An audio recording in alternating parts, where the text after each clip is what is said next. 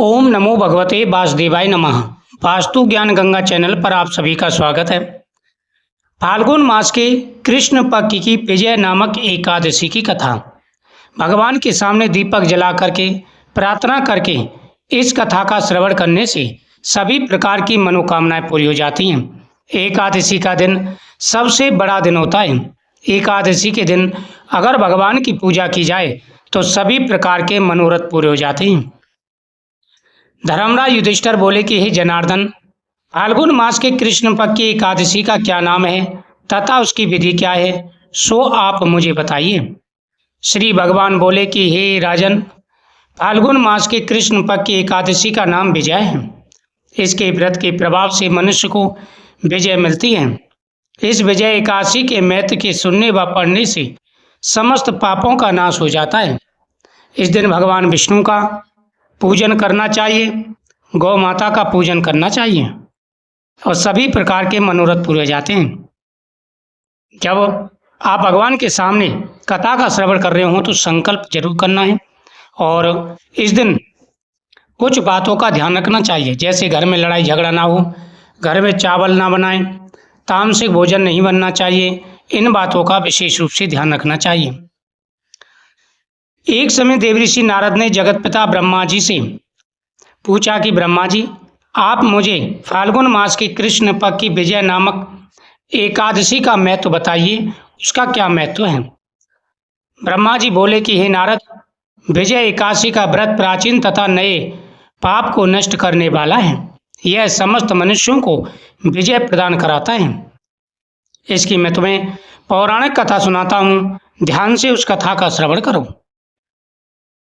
त्रेता युग में जब श्री रामचंद्र जी को 14 वर्ष के लिए वनवास हो गया था, तब वह श्री लक्ष्मण जी तथा जानकी जी सहित पंचवटी में निवास करने लगे। उस जगह रावण ने श्री सीता जी का हरण किया। इस दुखपूर्ण समाचार से श्री रामचंद्र जी अत्यंत व्याकुल हुए और श्री सीता जी की खोज में चल दिए। घूमते घूमते वे मरणासन्न जटायु के पास पहुंचे। कुछ आगे चलकर उनकी सुग्रीव के साथ मित्रता हो गई और बाली का वध किया। श्री रामचंद्र जी इस प्रकार बाली का वध कर आगे बढ़े। फिर श्री हनुमान जी ने लंका में जाकर सीता जी का पता लगाया। वहां से लौटकर हनुमान जी श्री रामचंद्र जी के पास आए और सब समाचार सुना। प्रभु, माता सीता का हरण दुष्ट रावण ने किया है। वह माता सीता अशोक वाटिका में हैं और आपका इंतजार कर रही हैं। हे प्रभु, आपको शीघ्र चलना चाहिए। यह सुनकर के भगवान श्री रामचंद्र जी ने सुग्रीव की सम्मति ली और बानर भालुओं की एक विशाल सेना तैयार करी। जब श्री रामचंद्र जी समुद्र किनारे पहुंचे तब उन्होंने महान अगाध मगरमच्छों से युक्त समुद्र को देखकर श्री लक्ष्मण जी से कहा कि हे लक्ष्मण, समुद्र को हम किस प्रकार पार कर सकेंगे। जब प्रभु श्री रामचंद्र जी ने सेना तैयार कर ली और वह लंका के लिए प्रस्थान करने लगे तो सामने उन्होंने एक समुद्र को देख करके वह लक्ष्मण जी से कहने लगे कि हे लक्ष्मण, हम इस अगाध समुद्र को किस प्रकार पार कर सकेंगे। श्री लक्ष्मण जी बोले कि हे प्रभु, आप सब कुछ जानते हैं, फिर भी मैं आपको बताता हूँ। यहाँ से करीब आधा योजन की दूरी पर कुमारी द्वीप पर बगदालम्ब नाम के मुनि रहते हैं। आप उनके पास जाकर इसका उपाय पूछिए। लक्ष्मण जी के वचनों को सुनकर श्री रामचंद्र जी बगदालम्ब ऋषि के पास गए और उनको प्रणाम करके बैठ गए। मुनि ने उनसे पूछा कि हे राम जी, आप कहाँ से पधारे हैं। श्री राम जी बोले कि हे महर्षि, मैं अपनी सेना सहित यहाँ आया हूँ और राक्षसों को जीतने लंका जा रहा हूँ। आप कृपा कर समुद्र पार करने का कोई उपाय बताइए। बगदालम्ब ऋषि बोले, हे राम जी, मैं आपको एक उत्तम उपाय बताता हूँ। फाल्गुन मास के कृष्ण पक्ष की एकादशी है विजय एकादशी। यह सभी प्रकार के कार्यों में विजय प्रदान कराती है। हे राम जी, यदि आप इसका व्रत करें सेनापतियों के साथ में तो आपको विजय की प्राप्ति होगी। इस व्रत की विधि यह है कि दशमी के दिन स्वर्ण, चांदी, तांबा या मिट्टी का एक घड़ा बनावे। उस घड़े को जल से भरकर तथा उस पर पंच पल्लव रखकर वेदी पर स्थापित करें।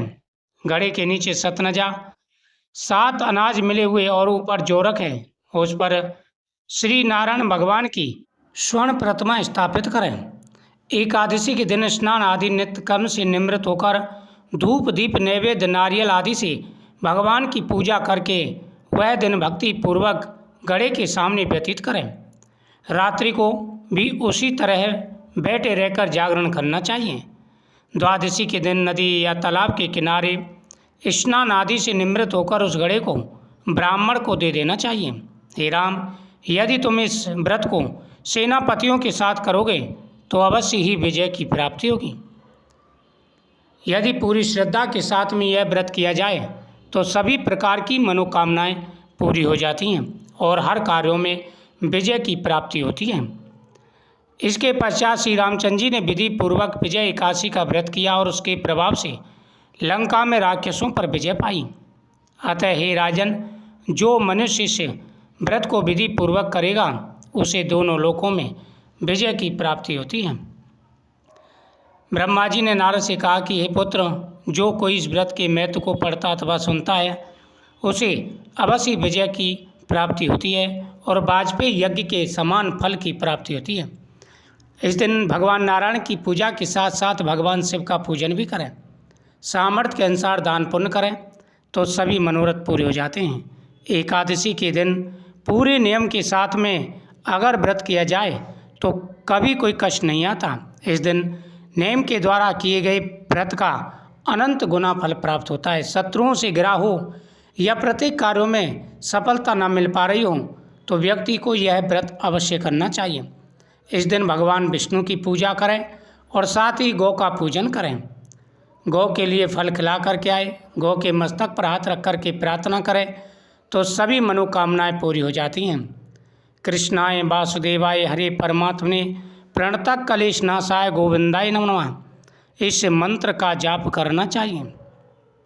एकादशी के दिन झूठ ना बोलें, किसी से लड़ाई झगड़ा ना करें, अपशब्द किसी को ना बोलें। इस बातों का ध्यान रखते हैं तो स्वयं माता लक्ष्मी कृपा बरसाती हैं और सभी मनोरथ पूरे हो जाते हैं। कृष्णाय वासुदेवाय हरे परमात्मने प्रणतः कलेश नाशाय गोविंदाय नमो नमः इस मंत्र का भगवान के सामने जाप करें।